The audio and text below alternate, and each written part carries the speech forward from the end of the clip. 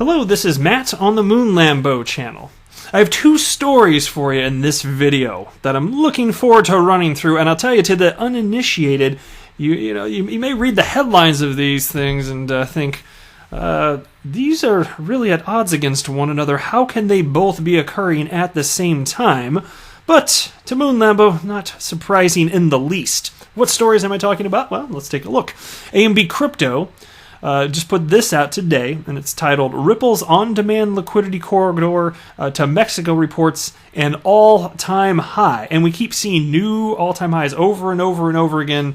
And going to get into the specifics momentarily, but of course on-demand liquidity utilizes XRP as a bridge currency. And we keep seeing this trending upward, new all-time highs. Throughout the month I've reported on this, just December. There have been multiple instances where I've had the pleasure of reporting this to you. And so you might think, well, that's great. Well, this uses XRP. Well, XRP must be doing too price-wise, right? Well, us in the XRP community, we know that's not so much the case. And take a look at this. This is an article from Cointelegraph, also from today. And it's titled, XRP Price Lost 66% against Bitcoin in 2019. But what? How is this possible with all of this great progress in terms of XRP actually being used and usage increasing? Well, I'm going to be talking about that in this video. But before going any further, if you would please ever so delicately tap that like button. But don't get all smashy with it. You don't need to prove anything to me. You don't got to show off, just delicately tap. I get it, you're really, really strong, but just a delicate tap will do. And also, get down with your best self, damn it, by subscribing to the Moon Lambo channel. Girl, it's time to treat yourself. It's the end of 2019. If you haven't done it to this point, why not? You know it's the right thing to do. Let's go ahead and dive into this first piece, though. Ripple's on-demand liquidity corridor to Mexico has been active ever since its launch and has been leading the liquidity game. On December 30th, the XRP/MXN corridor on Bitso reached an all-time high, with liquidity surging by over $10 million. And actually, before I forget, I need to give a shout-out to XRP Crypto Wolf, because I actually got this, and this is technically the latest number, I think. So December 31st, you see the all-time high according to this chart on the screen. Thank you again, XRP Crypto Wolf. 10.1 million. How about that? Keeps on going up. And this chart, by the way, so this goes back to July of this year, so you can see the overall trend has been just up and up and up and up, and continual real-world adoption. We're seeing that. All right, and so then the article continues here. They got a little tweet from the liquidity index bot, rather. Let me go down a little bit further here. However, despite the rise, some within the community believe that Ripple has not yet let the platform off its training wheels, and the spiking liquidity might wither away if Ripple does not support it. Twitter user and XRP enthusiast Tenatoshi said in a tweet, quote, "On-demand liquidity is used in Mexico, etc. Liquidity, which equals liquidity, has increased. However, personally, I speculate that the current liquidity is still a result of Ripple's care. In other words, when Ripple's hands are no longer available, it is so immature that it will quickly wither." Well, look, as far as what's available, first of all, with the actual usage today, there is sufficient liquidity. Now, in order to take over what, Swift's market share, as far as what they're doing in terms of settlement, not enough liquidity. Okay, so it's going to take a while to get there. Admittedly, that's perfectly fine here. But look, most of the traffic, as far as on-demand liquidity goes, with the two primary corridors, there's the Mexican corridor and then the Philippines, the U.S. into Mexico, the U.S. and the Philippines. And of course, it can go the other way too, but the vast majority of transactions are from the United States to Mexico and from the United States to the Philippines. Right? Not really surprising. There's all sorts of people working in the United States that send money back to their families in those respective countries. Perfectly fine. Makes sense, right?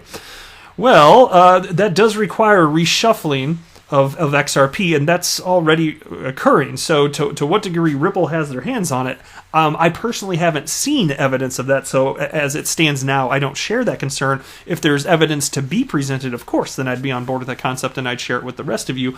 I just want to be very clear that I have not seen that. What I see is that Ripple's really hands off as it pertains to just getting XRP into the ecosystem at this point. Reason being, there's enough XRP on the market. So if other players want it, there are sources that they can go to. You don't need to buy it from Ripple. And I haven't seen any evidence that they're involved in the reshuffling. But of course, if XRP is all heading in one direction, there's going to be a bunch on one end, and there needs to be some sort of recalibration.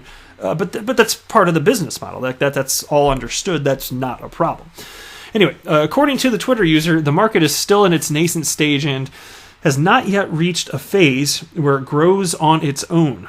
The image below marked the growth of on-demand liquidity flow over time. And so you can see that. If you're not driving, feel free to take a look if you care to do so.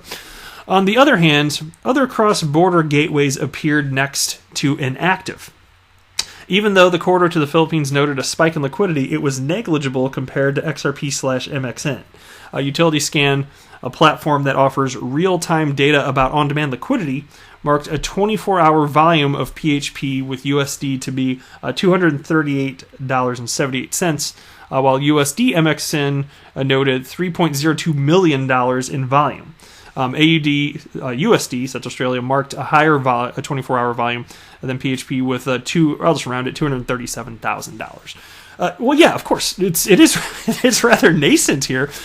So Mexico's the first corridor that's really getting some serious usage.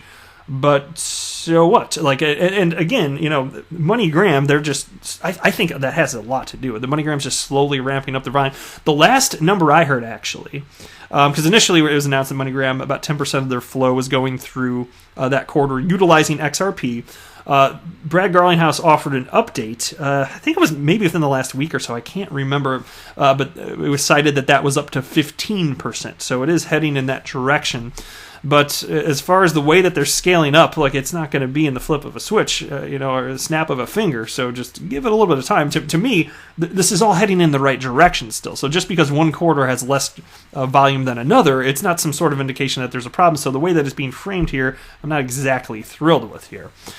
Let's go ahead and jump along now. Here's a tweet from Rocky Ride, who tagged me along with a few others in the XRP community. And Rocky Ride, XRP community member, wrote this. I'm going to make a prediction with XRP. Tomorrow morning, I will still be on vacation. I will still make my wife and grandkids breakfast, and I will still have XRP at whatever price. Okay, cross your fingers. I thought that was good. I think that's a positive type of outlook here. The sun will rise tomorrow. I can assure you of that. So I'll make that prediction. And I always state, and again, I don't offer financial advice, but I'm willing to share with you what I'm doing, and I'm just happy to keep accumulating XRP, and I don't really look at it in terms of what the US dollar of my XRP is. I rarely think of that. I'm not kidding you. I'm almost always thinking about how much XRP do I have. That's the way that I just personally look at it.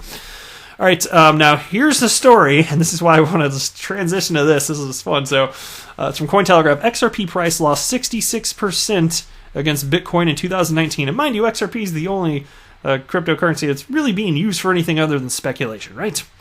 Yet, here we are. Okay, so let's go ahead and read into this, and I'll share with you some thoughts.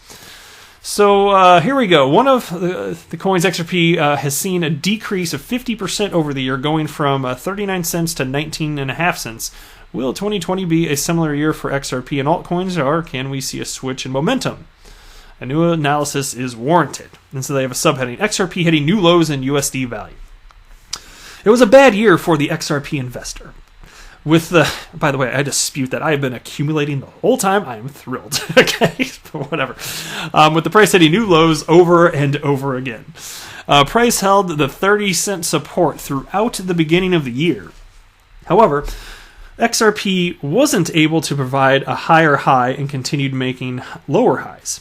These lower highs confirmed the downtrend and eventually the breakdown of the 30-cent support level. Later in the year, the 30-cent level was tested for resistance and confirmed. This can be seen with the rejection earlier in November. This rejection started a new downwards trend, which temporarily ended with the lowest low at 17.6 cents. The last time this price level was seen was in November 2017, before a huge rally occurred for XRP. And so why is this all happening? I just cited real-world utility after all. What is going on here? Well, look, I'm going to share with you my opinion on this, and I'm pretty firm on this. I'm open to other ideas, but I've heard other ideas and none of them make any damn sense. The reason that this is happening despite real-world utility is because the market at large simply is not willing to parse out the differences between cryptocurrencies on a particularly meaningful scale. People like you and I in the XRP community who actually do research, maybe we are. I know I am. I'm absolutely parsing out the difference between XRP and the other cryptocurrencies out there. There's a reason XRP is the only cryptocurrency that I continue to purchase, and I'm just dollar cost averaging in, not worrying one bit about the price action in the short term. It doesn't effectively matter. It's kind of fun to track, fine. It makes for fun video content, so I'm happy to talk about it. Like, it is fun in that sense, but it doesn't emotionally hurt me when it goes down. It just doesn't do that, because I understand that humans haven't figured this out yet, but there's really something to this.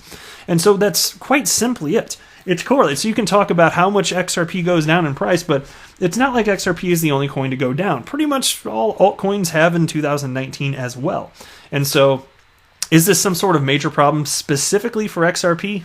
No. It's just made to feel that way because articles like this about XRP are written because they get clicks. That's the reason this is happening. That's the truth of the matter here. But all went down. And if you want proof that all went down, you don't even have to do an in-depth analysis. 1 year ago, was XRP third in market cap? Even when it was worth whatever it was worth a year ago? Yes. The answer is yes. So now a year later, it's worth, they're saying here, 50% less. Is XRP still third in market cap? The answer is yes. Okay, it doesn't take a deep analysis to figure this all out. So there we are. But I'm open to other opinions, so if you think I'm right or wrong, feel free to let me know in the comments below. I do love hearing from you. But that's it for this video. I'm not a financial advisor. Do not buy or sell anything because of anything that I say are right. That would be a very, very, very bad idea. Until next time, to the moon, Lambo!